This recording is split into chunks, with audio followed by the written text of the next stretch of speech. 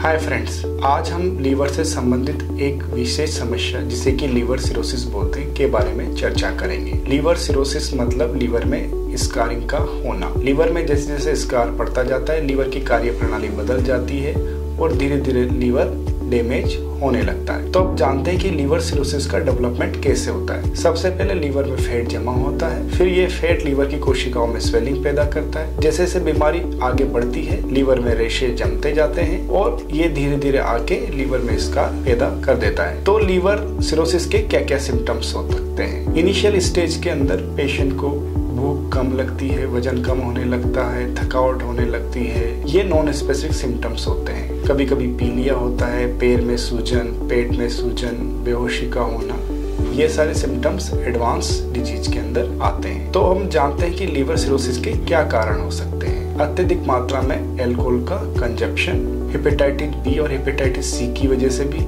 Liver cirrhosis हो सकता है, और कुछ कॉन्जेनाइटल प्रॉब्लम जैसे कि विल्सन डिजीज की वजह से लीवर सिरोसिस हो सकता है। कभी कभी कुछ फीमेल के अंदर ऑटोइम्यून हेपेटाइटिस भी लीवर सिरोसिस को जन्म देती है। एक बहुत ही महत्वपूर्ण डिजीज जिसे कि हम नैश बोलते हैं, नॉन अल्कोहलिक स्टीरोहेपेटाइटिस। मोटापा, डायबिटीज, थायराइड की वजह से एक्सेस फैट बॉडी में जमा हो जाता है और ये फैट बॉडी से निकलकर लीवर में डिपॉजिट हो जाता है और वहाँ स्वेलिंग पैदा करता है और धीरे धीरे ये लीवर सिरोसिस को जन्म देता है। इसको हम बोलते हैं नैश। और कुछ केसेस के अंदर हमें मालूम भी नहीं चलता है कि लीवर सिरोसिस क्यों हुआ है, उसको हम क्रिप्टोजेनिक लीवर सिरोसिस बोलते हैं। अब हम बात करेंगे कि अल्कोहल लीवर में कितना सेफ है। कुछ लोग बोलते हैं और ये बोला जाता है कि एक पेशेंट तो लगातार अल्कोहल ले रहा है, उसको लीवर सिरोसिस नहीं, और दूसरा जो कम ले रहा है उसको लीवर सिरोसिस हो गया है। तो दोस्तों मैं बताना चाहूंगा कि कुछ जेनेटिक पॉलीमॉर्फिज्म होते हैं। कुछ लोग होते हैं वो जेनेटिकली प्रीडिस्पोज होते हैं कि यदि वो अल्कोहल कंज्यूम करते हैं तो उनको लीवर सिरोसिस जल्दी होता है। तो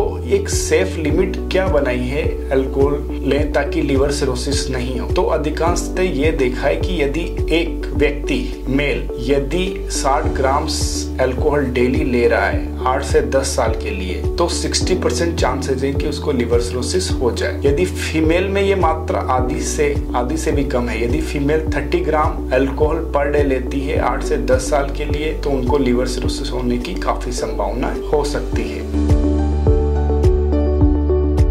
अब हम बात करेंगे कि लीवर सिरोसिस की क्या स्टेज होती है। यदि स्टेज 1 की बात करें तो स्टेज 1 के अंदर होता है इंसिडेंटली डिटेक्टेड लीवर सिरोसिस। अधिकांशतः हमारे पास पेशेंट आते हैं जो अल्ट्रासाउंड हमें शो करते हैं, अल्ट्रासाउंड में लिखा होता है लीवर सिरोसिस। कुछ पेशेंट फाइब्रोस्कोन की रिपोर्ट लेके आते हैं, वो दर्शाती है लीवर सिरोसिस। तो ये स्टेज 1 होती है जिसमें कि मिनिमल सिम्टम्स या कोई सिम्टम्स नहीं होता। दूसरी स्टेज के अंदर लीवर में स्कारिंग होने की वजह से एक वहाँ पोर्टल वेन होती है, उस पर प्रेशर बढ़ जाता है, उसकी वजह से आहार नाल और आमाशय के अंदर वेन्स फूल जाती है, जिसे कि हम इसोफेजियल वेराइसिस और गैस्ट्रिक वेराइसिस बोलते हैं। तो ये सेकेंड स्टेज होती है। थर्ड स्टेज के अंदर पेट में पानी इकट्ठा हो जाता है। फोर्थ स्टेज के अंदर पेशेंट को किडनी पर असर आता है, बेहोशी होने लगती है, पीलिया होने लग सकती है और मल्टी ऑर्गन डैमेज भी हो सकता है। तो दोस्तों यदि हम स्टेज 1 को देखा जाए तो हम टारगेट करते हैं कि ये किस वजह से हुआ है। यदि हम अल्कोहल की वजह से हुआ, यदि अल्कोहल बंद करते हैं तो कुछ % चांसेस होते हैं कि हम लीवर सिरोसिस को रिवर्स कर सकें। यदि हेपेटाइटिस बी, हेपेटाइटिस सी की वजह से हुआ है, यदि हेपेटाइटिस बी और सी का ट्रीटमेंट अच्छे से करते हैं तो इसको भी पार्शियली रिवर्स किया जा सकता है। यदि ये मोटापे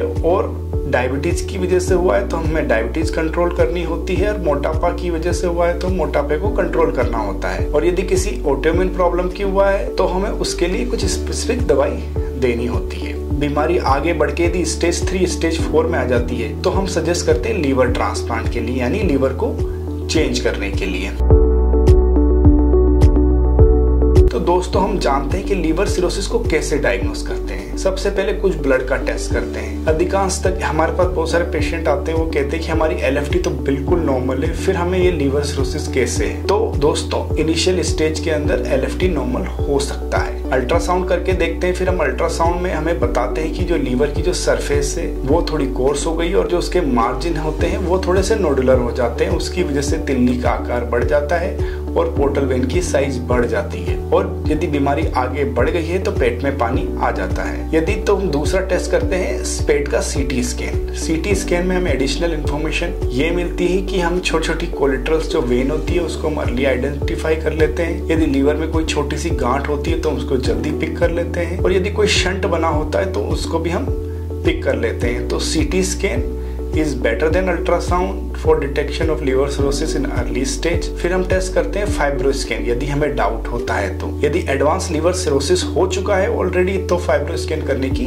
आवश्यकता नहीं होती है। और फिर हम कुछ ब्लड टेस्ट करते हैं जिससे कि हम ये लिवर सिरोसिस क्यों हुआ है इसके बारे में जानकारी लेते हैं। और लीवर को कॉम्प्लिकेशन को समझने के लिए भी हम कुछ ब्लड टेस्ट करते हैं। यदि लीवर में कोई कैंसर तो नहीं है उसके लिए भी कुछ ब्लड टेस्ट होता है। तो ये सारी जानकारी होने के बाद में हम इलाज को सुनिश्चित करते हैं। अर्ली जो इलाज स्टार्ट होता है डाइटरी थेरेपी से स्टार्ट होता है। तो हम उनको, यदि पेशेंट को पेट में पानी आ गया है तो हम उन्हें लो साल्ट हाई प्रोटीन डाइट देते हैं। साल्ट रेस्ट्रिक्ट करने से के अंदर से जो पेट के अंदर पानी है और पैरों के अंदर जो स्वेलिंग है वो धीरे धीरे कम होने लगता है। फिर हम दूसरी दवाई देते हैं जिसे कि हम बोलते हैं डायरेटिक। डायरेटिक का मतलब ये होता है कि जो पेट में पानी और पैरों में जो स्वेलिंग है उसके पानी को ये किडनी के थ्रू निकाल देते हैं जिससे कि स्वेलिंग कम हो जाती है। जिन लोगों के अंदर पीलिया और बेहोशी है तो बेहोशी के लिए हम टारगेट करते हैं अमोनिया को, क्योंकि जो लीवर एक बहुत ही इम्पोर्टेंट ऑर्गन है और ये जो अमोनिया जो इंटेस्टाइन के बैक्टीरिया प्रोड्यूस करते हैं उसको लीवर मेटाबोलाइज कर लेता है। लिवर सिरोसिस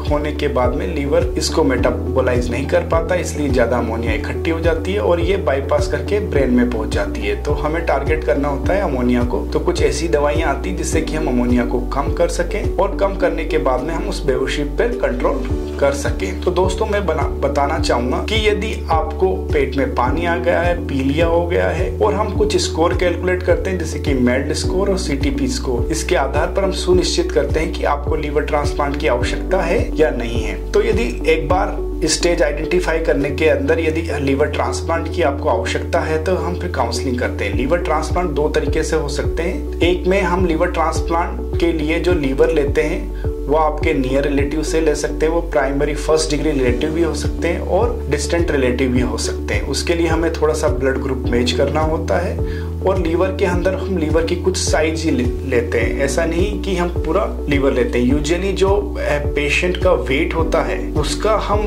जो वेट होता है उसका अराउंड 7% उतना लीवर चाहिए होता है कि बॉडी को मिनिमम फंक्शन करने के लिए। तो उतना पोर्शन हम जो डोनर होता है उससे लेते हैं और रेसिपिएंट में ट्रांसप्लांट कर देते हैं। और मैं ये बताना चाहूंगा ट्रांसप्लांट होने के बाद में धीरे धीरे 3 महीने की रिकवरी के बाद में लाइफ नॉर्मल हो जाती है और कुछ 1-2 दवाई का ही सेवन करना होता है, क्योंकि एक लीवर बाहरी ऑर्गन है इसलिए बॉडी उसको रिजेक्ट कर लेती है, इसलिए इम्यूनिटी कम करने के लिए कुछ दवाइयां लंबे टाइम तक दी जाती है। और हम आल्सो टारगेट करते हैं कि ये किस वजह से हुआ है। जो प्रॉब्लम है, जो इटियोलॉजी है, उसका ट्रीटमेंट भी लीवर ट्रांसप्लांट के बाद भी लगातार चलता रहता है। तो दोस्तों मैं आपको ये बताना चाहूंगा यदि आपको लिवर सिरोसिस इंसिडेंटल डिटेक्ट होता है तो आपको तुरंत अपने नियर बाय गैस्ट्रोएंटरोलॉजिस्ट और लीवर स्पेशलिस्ट को दिखाना चाहिए ताकि हम आइडेंटिफाई कर सकें कि आपकी स्टेज कौन सी है, आपको किस वजह से लिवर सिरोसिस हुआ है और उसका समाधान क्या है। लिवर सिरोसिस संबंधित और जानकारी लेने के लिए आप हमें हमारे YouTube चैनल, Facebook, इंस्टा और फेसबुक पे हमें फॉलो कर सकते हो। Thanks for watching this video.